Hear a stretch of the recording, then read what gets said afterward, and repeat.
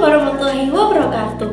Halo anak-anak, selamat pagi. Pagi ini kita akan belajar bersama mengenai strategi dakwah dan juga prestasi kepemimpinan Khalifah Umar bin Khattab.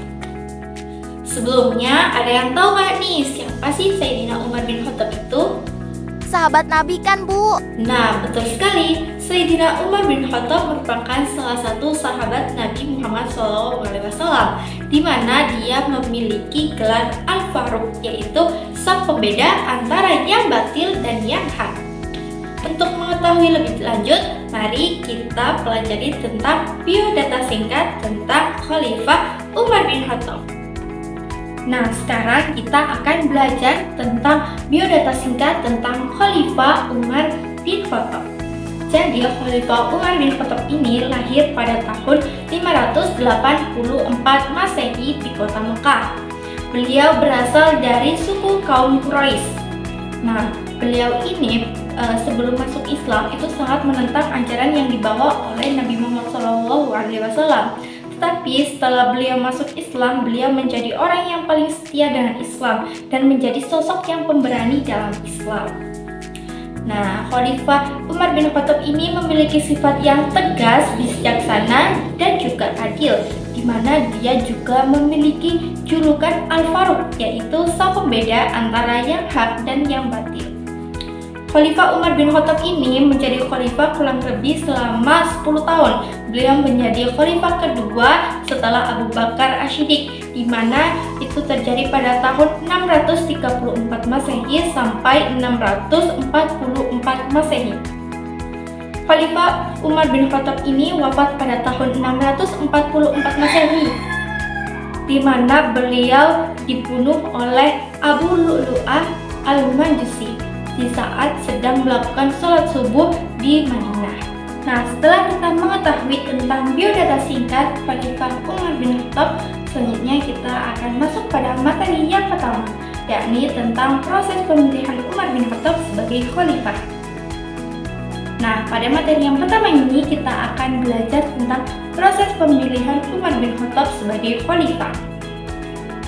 Proses pemilihan Umar bin Khattab sebagai khalifah ini berbeda dengan proses pemilihan yang dilakukan oleh Abu Bakar Ash-Shiddiq, di mana proses pemilihan Abu Bakar Ash-Shiddiq ini dilakukan secara musyawarah yang dilakukan di Saqifah Bani Sa'idah. Tetapi pada proses pemilihan Umar bin Khattab ini merupakan pemilihan langsung atau ditunjuk, yakni ditunjuk oleh Abu Bakar Ash-Shiddiq, di mana pada saat itu Abu Bakar Ash-Shiddiq sedang mengalami sakit parah sehingga beliau tuh mulai bingung siapa yang akan menjadi khalifah selanjutnya, karena beliau tidak ingin adanya perselisihan antara kaum muslimin tentang siapa yang akan menjadi khalifah selanjutnya. Setelah beliau ini mulai sakit parah, beliau ini makin sering kepikiran tentang siapa yang akan menjadi khalifah selanjutnya.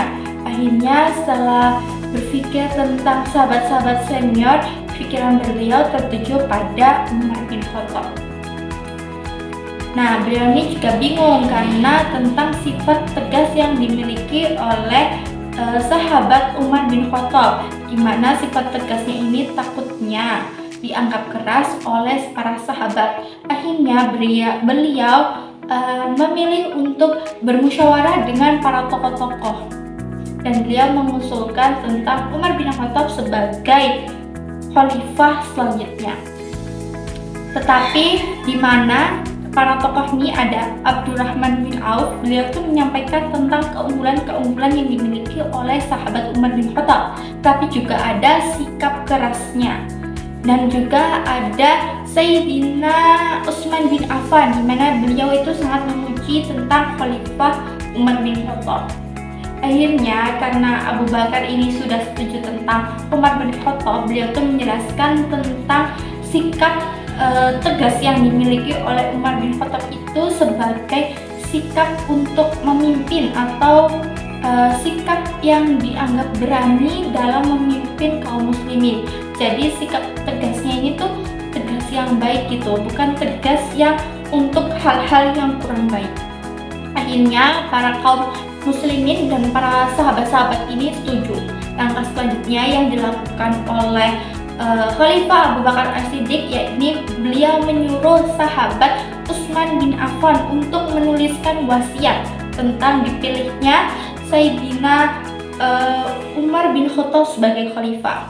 Saat proses penulisan wasiat ini, sahabat Abu Bakar ini sempat pingsan, dan pada saat pingsan itu kebingunganlah Sayyidina Utsman bin Affan. Akhirnya karena kepintarannya, beliau menuliskan nama Umar bin Khattab. Setelah Abu Bakar sadar dari pingsannya, beliau pun memuji tentang kepintaran yang dimiliki oleh sahabat Utsman bin Affan. Proses selanjutnya yang dilakukan oleh Khalifah Abu Bakar As-Siddiq, yakni mengumumkan secara langsung mengenai pemilihan khalifah selanjutnya, yakni Khalifah Abu Bakar As-Siddiq, di mana pengumuman itu dilakukan secara umum di masjid, dan kaum muslimin pun menyetujui tentang hal tersebut, dan kaum muslimin menyatakan keikhlasannya tentang pemilihan Umar bin Khattab sebagai khalifah. Akhirnya Umar bin Khattab diangkat sebagai khalifah dan dibaiat di masjid pada waktu itu.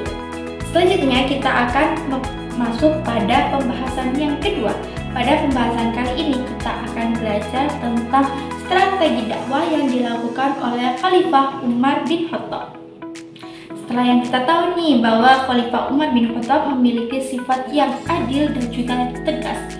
Selain itu, beliau juga merupakan seorang pendakwah yang cerdas dalam menyampaikan dakwahnya, di mana dalam menyampaikan dakwahnya dia memiliki strategi dan juga metode.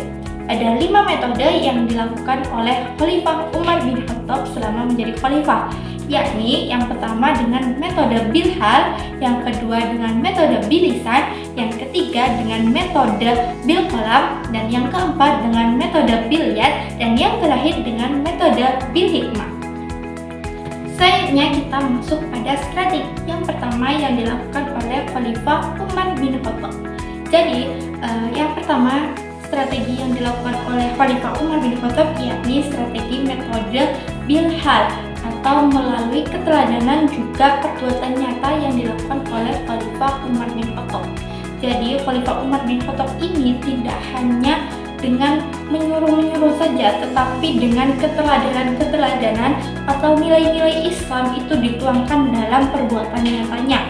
Seperti keteladanan yang dilakukan oleh Umar bin Khattab, contohnya seperti beliau memikul sendiri gandum yang akan diberikan oleh keluarga miskin, di mana pada saat itu beliau menjadi pemimpin tertinggi. Kenapa beliau tidak menyuruh orang saja untuk mengasihkan gandum itu kepada seseorang, tapi beliau sendiri yang melakukan perbuatan itu, di mana perbuatan itu menjadi nilai-nilai baik dalam Islam, di mana masyarakat condong ke Islam dan memilih Islam. Selanjutnya yakni metode yang kedua yang dilakukan oleh Khalifah Umar bin Khattab, yakni dengan metode bilisan, di mana dalam metode bilisan ini melalui ceramah, khutbah, dan juga nasihat, di mana Umar bin Khattab ini dikenal dengan orator yang tegas dan juga bijaksana, di mana beliau dalam menyampaikan khutbahnya selalu menggugah semangat para jamaah untuk melakukan keteladanan dan juga mendalami tentang keimanan, di mana dalam nasihat-nasihatnya ini juga mengandung pengingat penting tentang keimanan seseorang. Selain itu, dalam menyampaikan dakwahnya ini, beliau juga menyampaikan nasihat-nasihat untuk para sahabat dan juga para pejabat jika melakukan pelencengan tidak sesuai dengan prinsip Islam. Metode yang ketiga yang dilakukan oleh Khalifah Umar bin Khattab yakni dengan metode bilqalam, di mana dalam metode ini dikenal dengan metode tertulis, di mana Khalifah Umar bin Khattab menuliskan surat-surat yang ditujukan kepada para gubernur, panglima, dan juga pemimpin wilayah sekitar, di mana dalam surat tersebut dijelaskan tentang sistem pemerintahan yang sesuai dengan ajaran agama Islam, dan dalam surat tersebut juga menjadi media yang penting untuk menyampaikan nilai-nilai Islam ke wilayah yang jauh tanpa hadir secara fisik. Dan dengan dakwah ini atau dengan strategi dakwah ini diharapkan dapat menyebar secara luas, dan juga menjadi jangka waktu yang panjang karena media atau metode yang dilakukan secara tertulis. Metode yang keempat yaitu dengan wilayah atau dengan kekuasaan.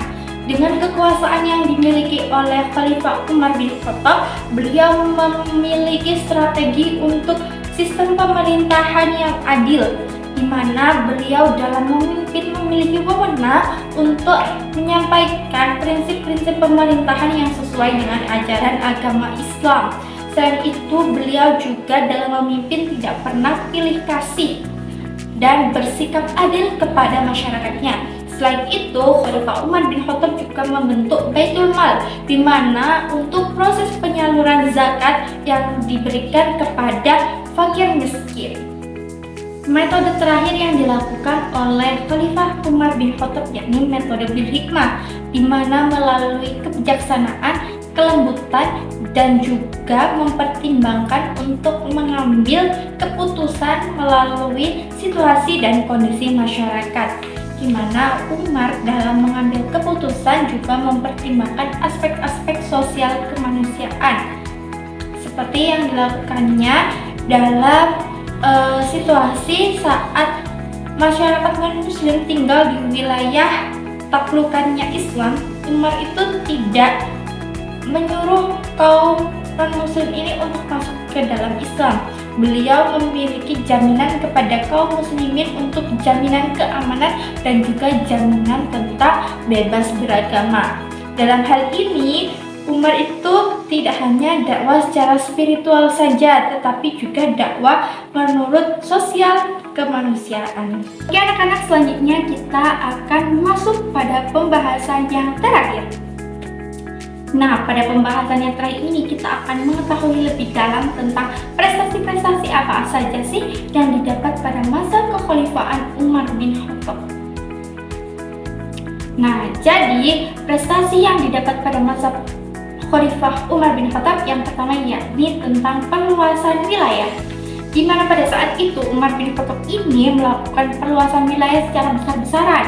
Ada peristiwa penting yakni yang terjadi pada penaklukan Persia yang dipimpin oleh Panglima Sa'ad bin Abi Waqqas, di mana pada saat itu kondisinya pasukan Islam itu cuma sedikit, tetapi bisa mengalahkan pasukan Persia dan menaklukkan Persia.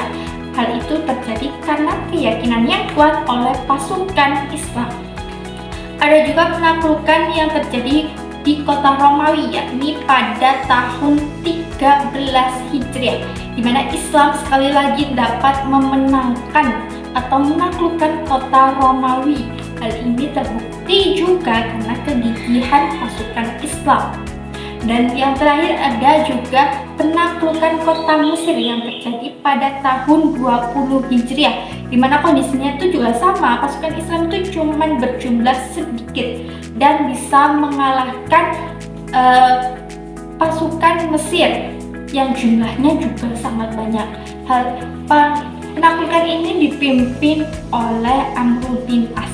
Dari keberhasilan penaklukan yang terjadi di beberapa wilayah, hal itu menunjukkan bahwa keyakinan dan juga strategi yang kuat yang dimiliki oleh pasukan muslim. Oke, yang kedua yakni prestasi yang dilakukan oleh Khalifah Umar bin Khattab yakni adalah dengan pembaharuan organisasi pemerintahan, di mana Umar ini pada masa sebelum-sebelumnya ini sudah ada, yakni pada masa Nabi Muhammad SAW. Tetapi organisasi pemerintahan pada zaman Nabi Muhammad SAW itu masih tergolong sederhana dan juga sesuai dengan kebutuhan pada masa saat itu saja.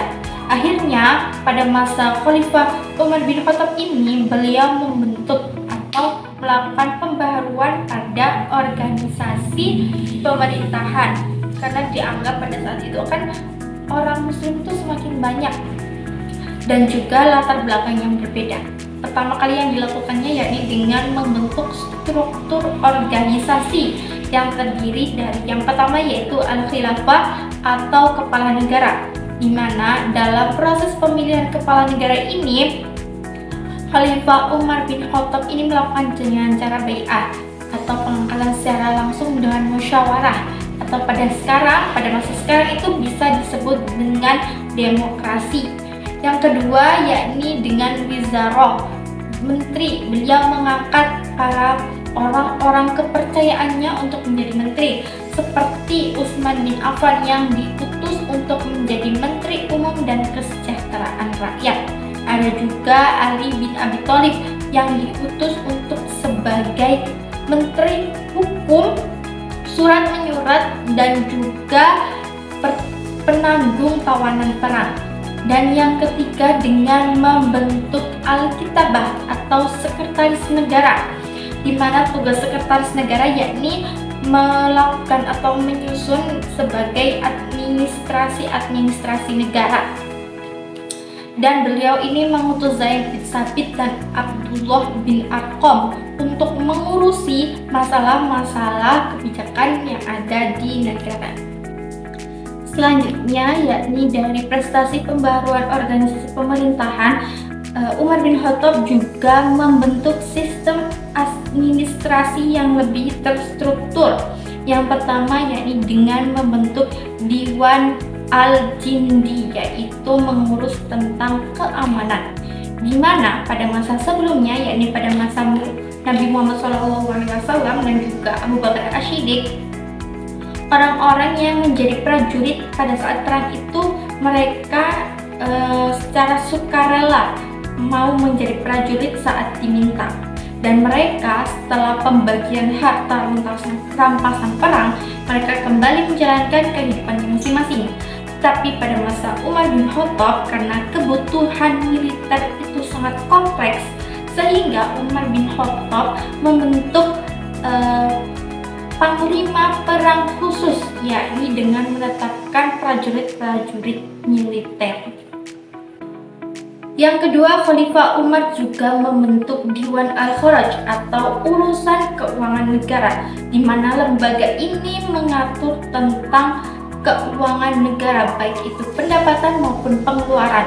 Pendapatan ini meliputi dari pajak hasil pertanian dan juga pungutan 10% dari para pedagang dan juga barang-barang milik pedagang asing, zakat 2,5% bagi rakyat yang sudah mencapai nasabnya, dan juga jiz'ah yang dibayar oleh penduduk non-muslim yang tinggal di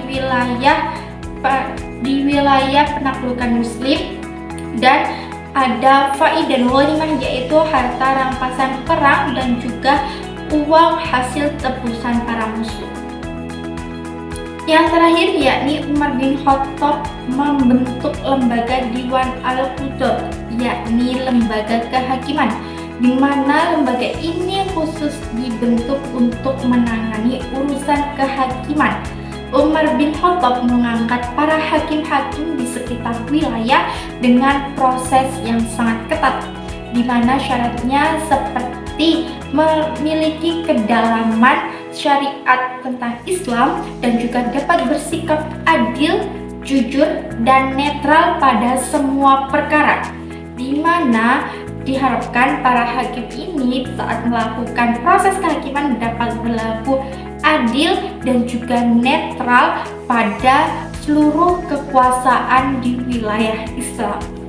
Baik anak-anak, itu tadilah penjelasan Ibu mengenai strategi dan juga prestasi-prestasi yang diraih pada masa kekhalifahan Umar bin Khattab. Sampai jumpa pada pertemuan selanjutnya. Terima kasih.